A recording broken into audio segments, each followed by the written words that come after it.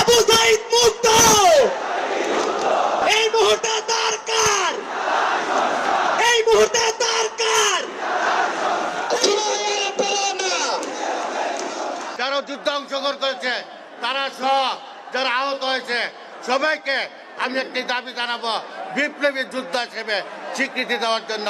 জানুয়ারির 15 তারিখের মধ্যে তাদেরকে প্রক্লামেশন ঘোষণা করতে হবে।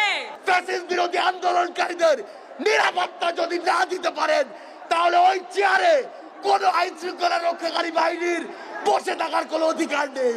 নতুন সংবিধান নির্বাচিত প্রতিনিধিদের মাধ্যমেই হবে। বাংলাদেশের আগামী নির্বাচন হবে গণপরিষদ নির্বাচন। বাঘের বাচ্চারা বাংলাদেশে যতদিন থাকবে ততদিন পর্যন্ত আওয়ামী লীগের কোনো পুনর্বাসন হতে দিবে না। এই বাঘের বাচ্চারা বাংলাদেশে যতদিন থাকবে ততদিন আমরা বিচার এবং সংস্কার প্রক্রিয়া শেষ করে ছাড়বো ইনশাআল্লাহ। আমাদের একমাত্র শত্রু এই আওয়ামী লীগ।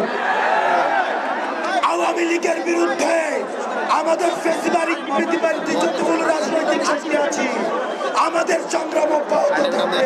এই মুহূর্তে দরকার সংস্কার, এই